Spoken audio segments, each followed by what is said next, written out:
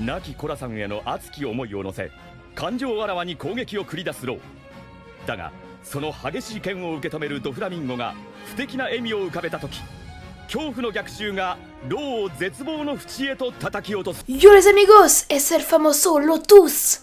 Aujourd'hui, on annonce la couleur avec du sale. Une théorie One Piece de malade. Comme le titre de cette vidéo l'indique, nous allons parler de Ashura et donc des 3 sables de Zoro. Bon, pour cette vidéo, on s'est inspiré de celle de Goji sur le sujet. Je vous invite à aller la voir, après celle-ci évidemment. Mais rassurez-vous, pas besoin de la voir pour comprendre notre théorie. En effet, nous allons partir de la même base, mais nous allons très rapidement dévier sur un autre scénario. Alors vous l'avez sans doute remarqué, le style de miniature a changé pour cette vidéo. On va peut-être garder ce style pour les théories, qui ne seront d'ailleurs pas uniquement dédiées à One Piece. Alors dites-nous si ça vous plaît, et on voit si on garde ce style de minia pour les théories. Aussi, on met en place un système de sommaire pour les théories, en fait tout est en description, pour que vous puissiez directement accéder au passage que vous désirez. On y part. Dans le monde de One Piece, il existe 3 grandes familles de sabres, chacune regroupe les plus grandes lames. La première se nomme Saijo Owazamono et contient les 12 lames de premier rang, donc en gros les 12 meilleures lames au monde. La deuxième famille s'appelle Owazamono et contient 21 lames de qualité inférieure au Saijo Owazamono, mais sont tout de même supérieures à la troisième famille. Donc le petit nom de la troisième famille c'est Ryo Wazamono, elle contient 50 sabres, ce sont les sabres de moins bonne qualité parmi les 3 familles. Néanmoins, toutes ces familles possèdent des sabres de très bonne qualité. C'est un peu le haut de gamme du sabre quoi. Parmi tous ces sabres, une école de forgerons a laissé sa marque, l'école Kitetsu. Ces sabres sont réputés comme maudits. Les possesseurs de ceux-ci sont tous morts dans d'atroces souffrances. En effet, celle-ci présente 3 sabres reconnus par ces 3 classes. Le Shodai Kitetsu qui est reconnu dans la famille des Saijo Owazamono. Le Nidai Kitetsu est reconnu parmi les Owazamono. Et enfin, le Shandai Kitetsu se classe chez les Ryo Wazamono.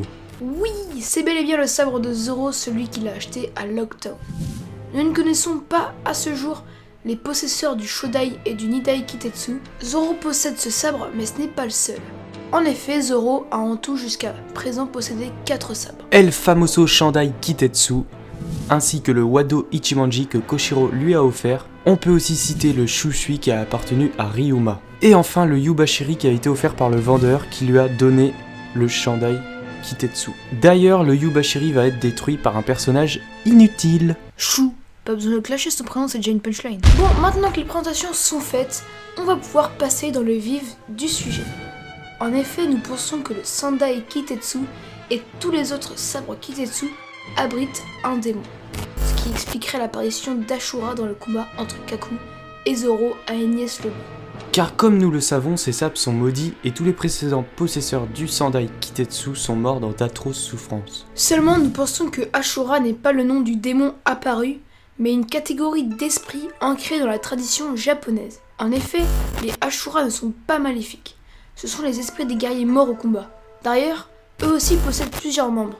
Donc ça coïncide pour l'instant avec l'apparition d'Ashura à Enies Lobby. La technique d'Ashura a été très probablement créée grâce à son Kitetsu. Elle était très puissante, mais qu'en est-il des 2 autres? Ils doivent l'être encore plus. En effet, selon nous, Zoro possédera les 3 Kitetsu. Cela ne peut pas être mis par hasard par Oda. Zoro a un style de combat à 3 épées, et il ne possède pour l'instant qu'un seul Kitetsu, et comme par hasard, c'est le plus faible des 3. Ce qui peut nous laisser penser qu'il sera amené à posséder les 2 autres dans l'ordre croissant de puissance.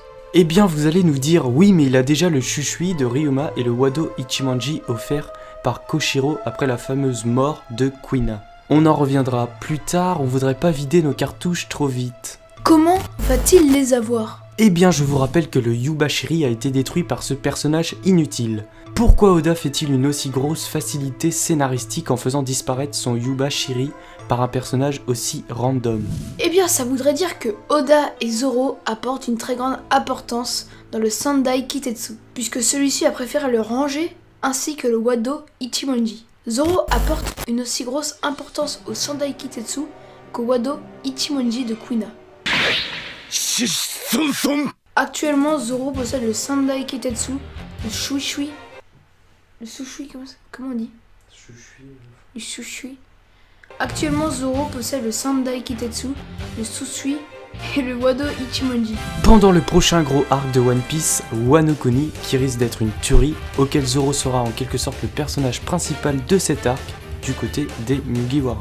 Il y aura Kaido certes, mais aussi des samouraïs qui bien sûr manieront le sabre. Du coup il est fort probable que dans cet arc nous voyons des grandes lames telles que des Saijo o Wazamono. Nous pensons donc que sur cet arc, Zoro va perdre son Sushui et va récupérer un autre. Le scénario se pose quant à la perte de ce sabre. Soit Zoro va se faire détruire le Sushui de Ryuma durant la bataille contre Kaido. Zoro peut tout aussi bien l'échanger, mais à la place il va récupérer le second Kitetsu, le Nidai Kitetsu. Car comme nous le savons, celui-ci a appartenu à Ryuma, or nous sommes quasiment sûrs que celui-ci provenait de Wano Kuni. Après nous ne savons pas comment va se dérouler l'arc Wano Kuni et surtout sa tournure. Mais revenons à Zoro, si notre raisonnement est bon, Zoro aura les deux premiers Kitetsu et le Wado Ichimonji de Queen. Mais il lui manquera toujours le Seijo o Wazamono, putain. Mais il lui manquera toujours le Seijo o Wazamono, donc la plus fraîche. Maintenant, nous avons plusieurs hypothèses.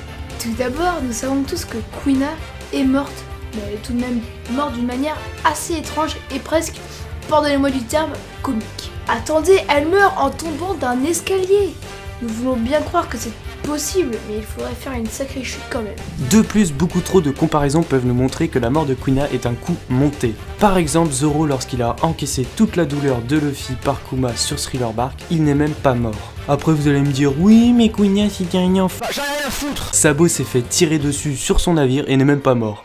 D'ailleurs son œil le vit plutôt bien. Nous en avons donc conclu que Kuina n'est pas morte. C'est trop dur à avaler, donc supposons que Kuina n'est pas morte. Nous pensons sincèrement que Zoro lui redonnerait le Wado Ichimonji, mais vous allez le dire, oui, mais pourquoi lui rendrait-il? Eh bien déjà, ce n'est pas Kuina qui lui a offert, c'est Koshiro. Et je pense que Zoro, en la renvoyant, lui rendrait son sabre tout simplement, du fait que ce sabre lui appartient. La seconde hypothèse est que Zoro va donner le Wado Ichimonji à Tashigi. En effet, Tashigi ressemble vraiment à Kuina. Même Zoro était incroyablement surpris lorsqu'il se rencontre à Lockdown. Tashigi est très impressionné par le fait que Zoro possède le Wado Ichimonji. Elle lui dit que si elle pouvait, elle reprendrait tous les sabres des pirates qui ne méritent pas de combattre avec celle-là. Lorsque Tashigi recroise Zoro, elle lui dit que tu ne mérites pas de combattre avec le Wado Ichimonji. Elle est gourmande, j'y veux bien. De plus, à Punk Hazard, Zoro n'hésite pas à la porter sur son épaule pour le sauver du poison mortel. Ce qui fait penser que Zoro va donner le Wado Ichimonji à Tashigi pour la place du dernier Kitetsu. La dernière hypothèse est que Kuina est Tashigi et que Kuina aurait perdu la mémoire. Mais on n'a pas trop envie de s'éterniser là-dessus, il y a déjà des théories sur YouTube à ce sujet. Bref, nous pensons que Zoro va redonner le Wado Ichimonji à Tashigi ou Kuina, ou les deux. Maintenant, comment Zoro va-t-il réussir à posséder le Shodai Kitetsu? Cela reste un mystère, sûrement face à un très grand épéiste, encore non révélé, pourquoi pas Scooper Gaban. Mais imaginez si Zoro posséderait les trois, il y aurait sûrement d'autres Ashura encore plus puissants et plus dévastateurs. Car le Shodai Kitetsu fait quand même partie de la même classe d'épée que celle de Mihawk, rien que ça. Elle lui serait donc utile pour devenir le meilleur épéiste en le battant. Pour finir, on sait que depuis l'ellipse des 2 ans, Zoro a perdu son œil. Cela est-il dû au gorille que Zoro a affronté? Je ne pense pas, mais sûrement par la malédiction du Kitetsu. Pour ce qui est de Cavendish et Akuba, nous ne pensons pas que c'est dû à la même malédiction que Zoro. On a pu le voir, ses yeux étaient similaires à ceux de Mihawk. On fera peut-être une théorie là-dessus. Pour conclure, nous pensons que ce sont les sabres Kitetsu qui contiennent les Ashura. Les Ashura qui sont des esprits de guerriers défunts et qui augmenteraient la puissance de Zoro. Or, nous pensons que Zoro aura les 3 Kitetsu et que par conséquent, s'il possède les 3, il sera bien plus puissant. On peut aussi penser que celui que Zoro possède actuellement est le Ashura le plus faible des 3, puisqu'il s'agit d'un Ryo Wazamono et que les autres Kitetsu sont plus puissants. Il risque donc d'abriter de plus puissants Ashura en fonction de la valeur de leur lame. Exemple, le Seijo o Wazamono sera sans doute celui qui abritera le plus puissant Ashura. Pour ce qui est du Nidai Kitetsu, Zoro va sans doute le trouver sur Wano Kuni par un samouraï, soit en échangeant celui de Ryuma qui était, on le pense, un ancien de Wano Kuni, soit en le gagnant lors d'un combat. Nous en sommes d'autant plus sûrs depuis que Oda a dit que Wano Kuni serait l'arc de Zoro. Pour ce qui est du Shodai Kitetsu, Zoro va sans doute l'avoir par le biais de ses membres du Gorosei. Rassurez-vous, la force de Zoro ne reposera pas sur les Ashura puisque pour les maîtriser à la perfection, il faut avoir la force nécessaire et le courage. Donc si les anciens possesseurs d'Ekitetsu ont été victimes de la malédiction, c'est sûrement parce qu'ils n'étaient pas assez puissants. Zoro a donc prouvé sa valeur en lançant le Sandai Kitetsu qui le menaçait de couper son bras. Et le Ashura, en ne lui coupant pas son bras, a accepté d'être le sabre de Zoro. On attend de voir le retour d'Ashura dans l'arc Wano Kuni avec peut-être un putain de power-up face à un adversaire très puissant. Car jusqu'à présent, il n'y a pas eu d'adversaire assez puissant pour le pousser à utiliser Ashura, depuis l'ellipse des 2 ans. Maintenant, plusieurs questions persistent. Y a-t-il un rapport avec son œil borgne? Y a-t-il un rapport entre Kuna et Tashigi? Comment Zoro a-t-il trouvé précisément les 2 nouveaux Kitetsu? Évidemment, nous tâcherons d'y répondre dans nos prochaines théories. Cependant, n'hésitez pas à nous faire partager vos réponses sur ces questions. Cette théorie prend maintenant fin. On vous laisse débattre en commentaire. Si la vidéo vous a plu, bien sûr, tu peux faire le combo like, abonne-toi sur la chaîne et sur le Lotus, et ainsi que sur la chaîne Twitter. Enfin, le compte Twitter, hein, parce que ça fatigue. Et sur ce, on te dit à la semaine prochaine. C'était le Chana. Ça a recordé là? Ouais.